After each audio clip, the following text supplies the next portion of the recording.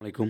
ষষ্ঠ শ্রেণী তোমাদের অর্ধবার্ষিক পরীক্ষা ২০২৬-এর গণিতের প্রশ্নটা দেখাচ্ছি এবং তোমাদের এখানে সৃজনশীল প্লাস হচ্ছে তোমাদের এমসিকিউ যে প্রশ্নটা সেটাও দেখিয়ে দিব। তো এখানে তোমাদের বেশ কিছু সৃজনশীল প্রশ্ন আনসার করতে হয়। তোমাদের সৃজনশীল দিতে হবে ৫টি এবং একই সাথে সংক্ষিপ্ত প্রশ্ন উত্তর দিতে হবে। এবং তুমি এই যে প্রশ্নটা দেখাচ্ছি এটা থেকে তোমাদের কিন্তু অনেক স্কুলে কিন্তু ইনশাআল্লাহ অনেকগুলো কমন পড়বে। কাজেই খুব গুরুত্ব সহকারে দেখবে। এবং একই সাথে তোমাদের ক বিভাগ যেটা থাকবে সেটা হচ্ছে পাটিগণিত। তো এখান থেকে তোমাদেরকে যে প্রশ্নটা দেখাচ্ছি তোমাদেরকে নিয়মটি হচ্ছে কি প্রত্যেকটা বিভাগ থেকে একটি করে মোট ৫টি প্রশ্ন উত্তর দিতে হবে সৃজনশীল। আর তারপর হচ্ছে সংক্ষিপ্ত প্রশ্ন দিতে হবে। ঠিক আছে? তো এর জন্য ২ ঘন্টা ৩০ মিনিট সময় পাবা এবং এমসিকিউ তো রয়েছে এখানে। আচ্ছা, প্রথমে আমরা হচ্ছে সৃজনশীল প্রশ্ন পাটিগণিত থেকে কী, কী রয়েছে আমরা একটু দেখি। তো এখানটায় দেখো ১ নম্বরে আমাদের যেটি রয়েছে এখানে ২৮, ৩৬, ৫৪, ৭২ এবং ১৪৪। এই ৫টি সংখ্যা এখানে বলছে ৫টি সংখ্যা দেওয়া আছে, তাই না? তো ক নাম্বার প্রথম সংখ্যাটির মৌলিক গুণনীয়কগুলো লেখো। তো আমরা আগেই জানি মৌলিক গুণনীয়কগুলো প্রথম সংখ্যা ২৮ আছে। মৌলিক গুণনীয়কগুলো কী, কী অর্থাৎ ২৮ কে কত, কত দ্বারা হচ্ছে আমরা ভাগ করতে পারি। ঠিক আছে? ওইটা। আর খ নাম্বার হচ্ছে মৌলিক গুণগুলোর সাহায্যে অর্থাৎ গুণনীয়কের সাহায্যে কী করতে হবে সংখ্যাগুলোর লসাগু নির্ণয় করতে হবে। ঠিক আছে?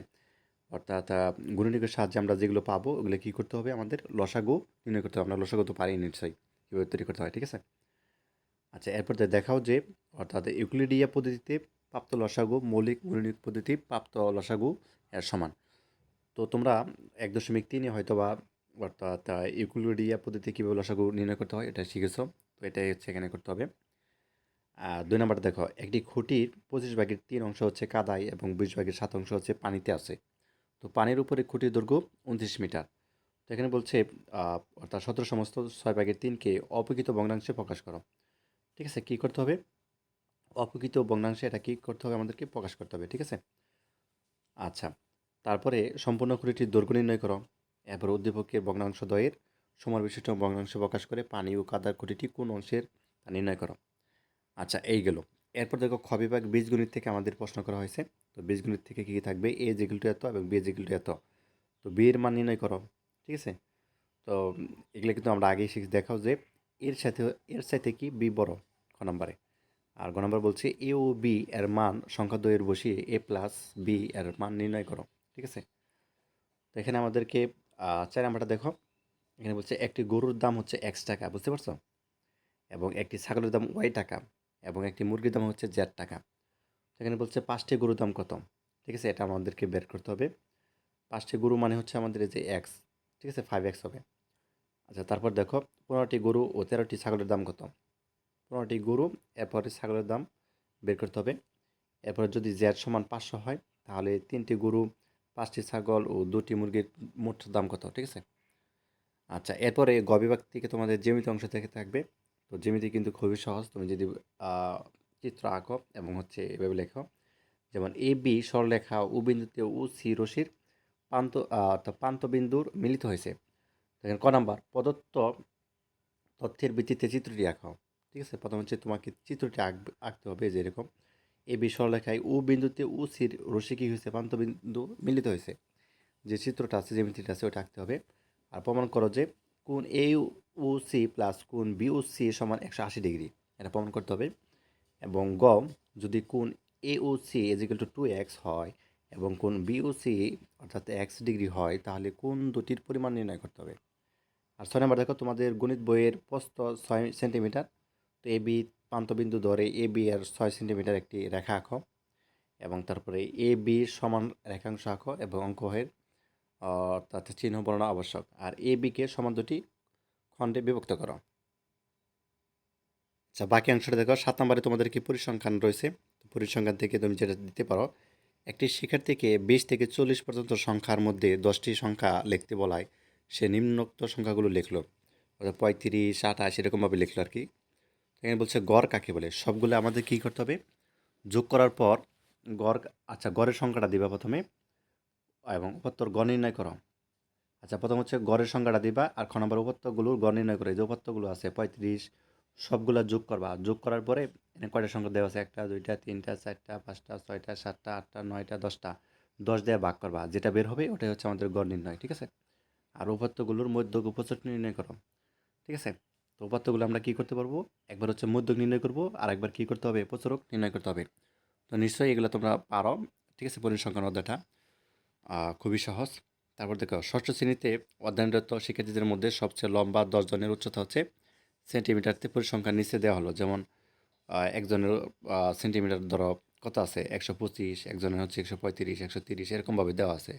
একজনের 140, 45, ঠিক আছে? এরকম উপাত্তসমূহে বিন্যস্ত করতে হবে, এবং উপাত্তসমূহের রেখাচিত্র আঁকো ও বর্ণনা দাও, এবং বর্ণিত উপাত্তসমূহের সারণীভুক্ত করো। আচ্ছা, এরপরে তোমাদের সংক্ষিপ্ত প্রশ্ন থাকবে হচ্ছে 20 নাম্বার। তো 20 নাম্বারের মধ্যে তুমি যেটা করবা সেটা হচ্ছে যে দেখো, 20 নাম্বারের মধ্যে তোমাদের হচ্ছে 10টি দিতে হবে, সংক্ষিপ্ত প্রশ্নের উত্তর দিতে হবে। তো আমাদের সংক্ষিপ্ত প্রশ্নগুলো কী কী রয়েছে তুমি দেখো। 1 মিলিয়ন কত লক্ষ? 1 মিলিয়ন, তাই না? 1 মিলিয়ন কত লক্ষ? 10 লক্ষ। 1 মিলিয়ন কত লক্ষ? 10 লক্ষ। ঠিক আছে? 1 মিলিয়ন সমান কত? 10 লক্ষ। আচ্ছা, 5 অঙ্কের বৃহত্তম ও ক্ষুদ্রতম সংখ্যা লেখো। 5 অঙ্কের বৃহত্তম সংখ্যা এবং 5 অঙ্কের ক্ষুদ্রতম সংখ্যা লিখতে বলা হয়েছে। ঠিক আছে? 5 অঙ্কের বৃহত্তম সংখ্যা যেমন তুমি হতে দিতে পারো হচ্ছে কত? 5 অঙ্কের বৃহত্তমের সংখ্যা বলছে না? 5টা 9 দিতে পারো। 5টা 9। ঠিক আছে? 5টা 9।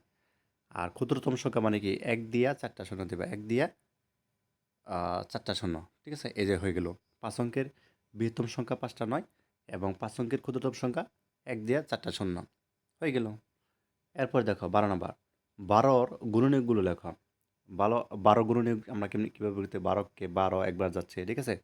12কে 12, তারপর দেখো 6 দুগুণে 12 এবার যাচ্ছে। ঠিক আছে? এরকমভাবে আর কি। আর যোগ করো। এখানে দেখো একটা দেওয়া আছে, সরলাঙ্ক দেওয়া আছে। তো এটা যোগ করতে বলা হয়েছে, এবং সরল করে দেখো। এম গুণ এম স্কোয়ার গুণ হচ্ছে কি এন স্কোয়ার গুণ হচ্ছে কি এন স্কোয়ার, অর্থাৎ এন পাওয়ার 5। আচ্ছা, এ সমান কত আছে? 2, এবং বি সমান 3 হলে এ কিউব প্লাস বি কিউব, এখানে কিউব হবে, এখানে বলবো সাথে আসে নাই, এটার উপরে কিউব হবে। ঠিক আছে? আচ্ছা, তারপরে এখানে যোগ করতে বলেছে, এটা আরও সহজ। এবং রেখা ও রেখাংশের সংজ্ঞা দাও। আচ্ছা, এরপরে 10 নম্বর দেখো। এখানে 4, 5, 6, 7, 8, 9, 10, 12 পর্যন্ত আছে। সংজ্ঞা দিয়ে মধ্য নির্ণয় করো। এখানে দেখো মধ্য কীভাবে নির্ণয় করবা। এখানে 1টা 2টা 3টা 4টা 5টা 6টা 7টা 8টা দেওয়া আছে। মধ্য কোনটা হবে? মধ্যক হবে তোমাদের এখানে হবে 8 অথবা 7। ঠিক আছে? আচ্ছা, মৌলিক ও যৌগিক সংখ্যার সংজ্ঞা দাও। এরপর দেখো, এখানে একটা আমাদেরকে -3 যোগ হচ্ছে -7, এখানে কত বের করতে বলা হয়েছে। প্রক্রিয়া চিহ্ন কয়টি কী কী? এবং 2x² প্লাস 3x প্লাস 5 রাশিতে x² সহগ কত হবে? ঠিক আছে? তারপর দেখো এখানে, তারপর 3x - 2 রাশিতে চলককে নির্দেশ করো। আচ্ছা, এরপরে তোমাদের শুধু আমি এমসিকিউ প্রশ্নগুলো দেখাচ্ছি। তো তোমরা হচ্ছে গাইড থেকে মিলিয়ে যেভাবে হোক এগুলো হচ্ছে তোমরা মিলিয়ে নিবে। যেমন 800 কোটিতে কত অর্থাৎ বিলিয়ন হয়? ঠিক আছে? এটা বের করবা। 8 বিলিয়ন হবে, তাই না? 800 কোটিতে। আচ্ছা, তারপরে দেখো, তারপরে এই যে 2 নম্বর প্রশ্ন, 3 নাম্বার, এই পাশে 9 নাম্বার, 10 নাম্বার, 11 নাম্বার প্রশ্ন দেখতে পাচ্ছ। এগুলো হচ্ছে গাইড থেকে বের করে অথবা তোমরা খাতায় বের করে এগুলো হচ্ছে আনসারগুলো বের করে ফেলবা। এটাই হচ্ছে তোমাদের কাজ। ঠিক আছে? যত প্র্যাকটিস করবা তত হচ্ছে তোমরা পারবা, এবং পরীক্ষার মধ্যে তুমি একটি যে প্র্যাকটিস করতেছো একটা পারতেছো এরকম না। অর্থাৎ তোমার যে কোনো প্রশ্ন আসলে কিন্তু তুমি হচ্ছে সহজে করতে পারবা যদি প্র্যাকটিস করো। আচ্ছা, তারপর হচ্ছে তোমাদের বাকি প্রশ্নগুলো দেখাচ্ছি। ঠিক আছে? এই যে বাকি প্রশ্নগুলো এখান থেকে দেখে নাও। জাস্ট তোমাদেরকে প্রশ্নটা দেখালাম, এই আর কি। তো পরবর্তী পর্বে হচ্ছে আমরা তোমাদের স্কুলে যে প্রশ্ন এবং উত্তর একই সাথে তোমাদেরকে দিয়ে দিব। ঠিক আছে? কোনো টেনশন নেই। তো এই ছিল। ধন্যবাদ সবাইকে। আল্লাহ হাফেজ।